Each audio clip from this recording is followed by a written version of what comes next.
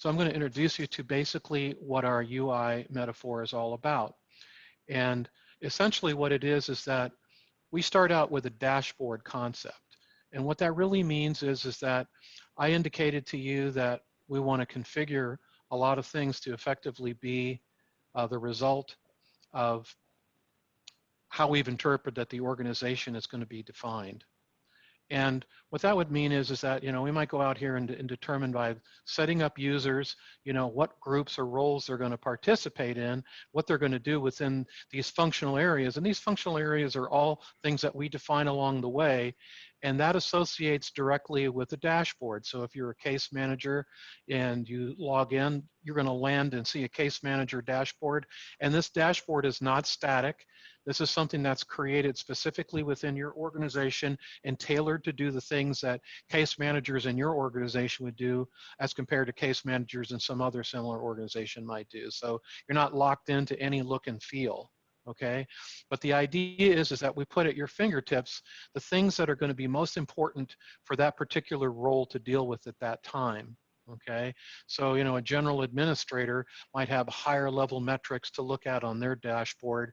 That would be things that they need to optically keep track of what's going on with authorizations, some tasks that might be specific for them to deal with, visibility on the sessions that are going on in areas that they can isolate and look and see at which office and what's scheduled and what's going on there, these kinds of things.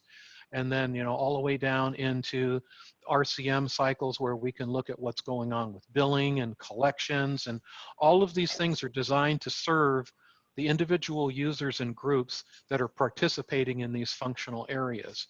By virtue of their user identity and definition, their dashboard and their menu are going to be morphed into a paradigm that's going to be consistent with what they need to see. Every user also has an inbox, a list of to-do items. And these to-do items are essentially the result of workflows that they participate in. But the idea is that this comes directly into their inbox, and it tells them essentially these are the tasks that they need to perform that are associated with the item that they've selected. And these things may, allow for them to create information that they collect on it, visit other application areas where data is stored that helps them understand what it is that they're functionally working on so that they can make decisions about it. And it keeps track of where they are, like this particular step has been completed. These two steps remain to be completed. And in essence, once the user has gone through and performed these steps, they save them, it moves it out of their to-do list and into somebody else's to-do list. And that essentially is kind of the routing and the workflow.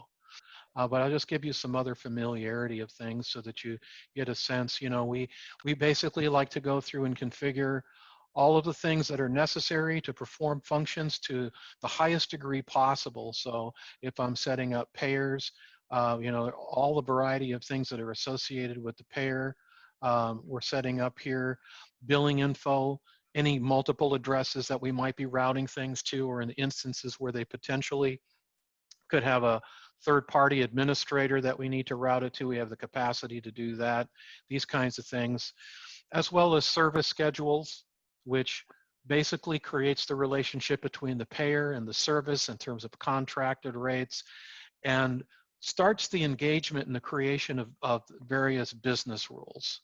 And the business rules are accumulated and managed in every function that we work in. It's not uncommon to have different fee schedules at different locations based on the logistics of where that particular location happens to reside. So, we understand that we state at the contract level the various rules of engagements that are being stipulated by the payer, and the authorizations downstream are going to honor that. So when they're created, the authorizations are going to honor all of that information, because actually when we pull in and basically create a pre-authorization for somebody and we select their insurance profile, it's linked to whichever definition within that payer that points to that specific location or points to that specific definition in terms of any third-party administration that needs to be done. So that's all automated. Nobody ever has to touch that stuff. Once it's Mhm. configured and set up correctly, the processes should be relatively transparent from that point forward.